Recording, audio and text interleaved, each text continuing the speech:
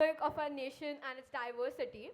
It's time for some graceful moves as our young dancers take us through the rich cultural heritage of India, performing the classical art form of Bharatnatyam, originated from Tamil Nadu. This dance is choreographed by our very own Vaishnavi ma'am. Let's hear it for the classical dancers, parents.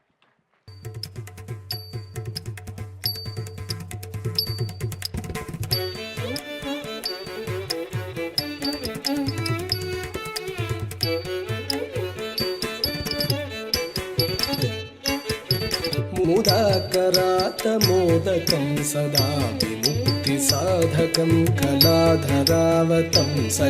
विलासिलोकरक्षकम् अनायकैकनायकं विनाशिते भदैत्यकं नदाशुभाशुनाशकं Namami तं विनायकम्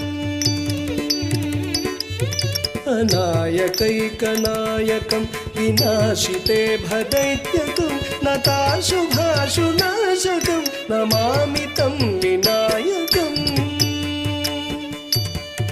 नमामि तं विनायकम्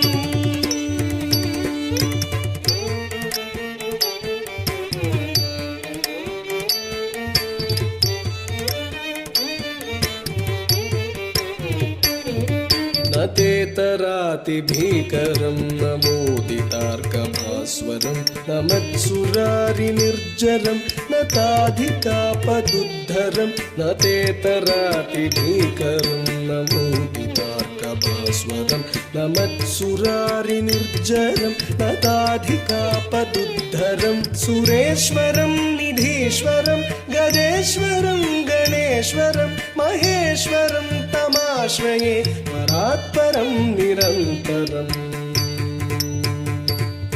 सुरेश्वरं निधीश्वरं गजेश्वरं गणेश्वरं महेश्वरं तमाश्रये परात्परं निरन्तरम्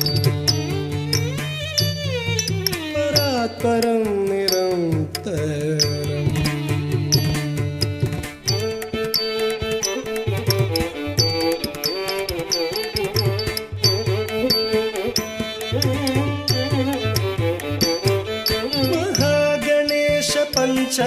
पञ्चरत्नमादरेण योन्महं प्रजल्पति प्रभातके हृदि स्मरं गणेश्वरं महागणेश पञ्चरत्नमादरेण योन्महं प्रजल्पति प्रभातके हृदि स्मरं गणेश्वरं अरोगतामदोषतां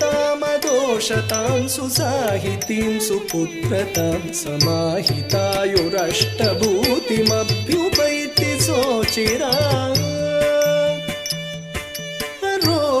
रोगतामदोषतां सुसाहितीं सुपुत्रतां समाहितायुरष्टभूतिमभ्युपैति सोचिरा अभ्युपैति सोचिरा